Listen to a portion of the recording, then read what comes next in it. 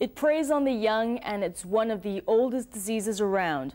According to the World Health Organization, polio is on its way out thanks to global immunization campaigns.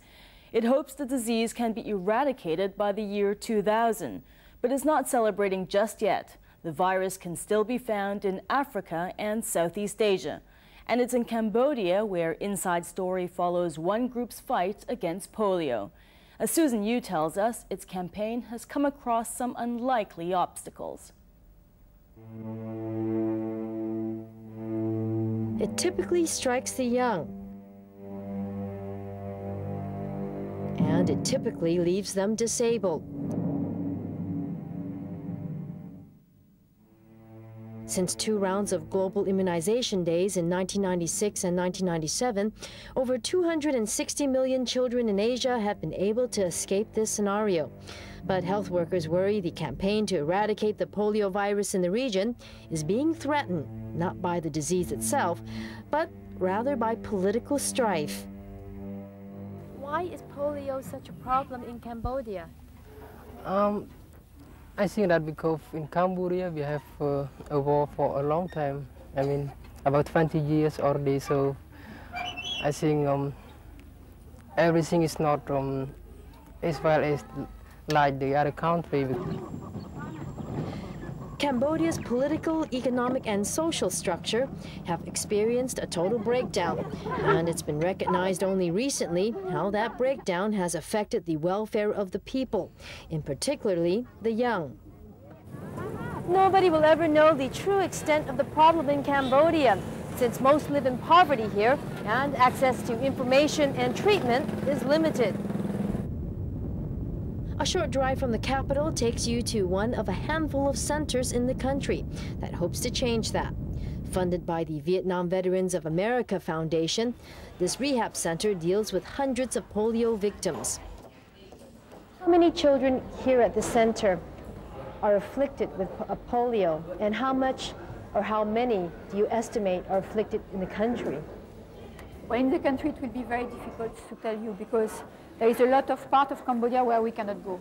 So, because there is no statistic from the government, it's nearly impossible to tell you. Here, I will say that 30% of our clients are polio, and they are polio children. So it's quite high. The center started operating in 1994, treating then only 6 children with polio. Today, the center alone handles about 650 polio cases. Other centers report handling up to 1,000 each. The one we take care in 94, they are still with us now.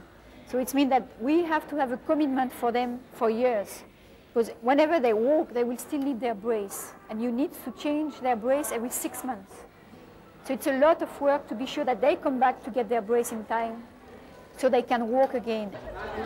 Rehabilitation is long-term and can be expensive. The process can leave polio sufferers indebted for a lifetime.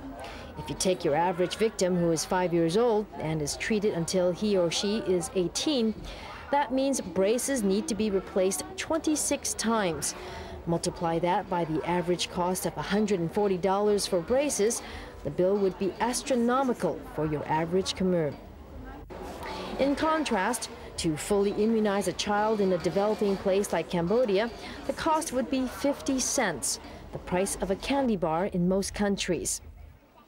Fortunately, centers like these are funded by non-government organizations and donations overseas. That means nominal fees for treatment. I'm very happy not to receive now a lot of children who just get polio. And so it means that we mainly take care of the old case, the one that before the campaign.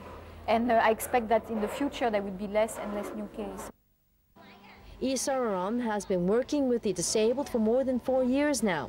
While he says Cambodia has come a long ways in trying to reduce the number of polio cases here, much work needs to be done in reaching villagers who make up 80% of the population. Some of the family of the children they still not believe of vaccination because they think that after the vaccination the children sometimes get the paralysis on the limb or they get a fever during that time, so they doesn't like, they didn't believe. They said it is not important to have a vaccination. What might convince a change in attitude are the hardships that lie ahead for those already afflicted by the disease. The big challenge is after. What they can do with their new legs, with the way that now they can walk. Can they go to school? Can they find a work like the other one in the village? We will try to convince them to get hope in their life.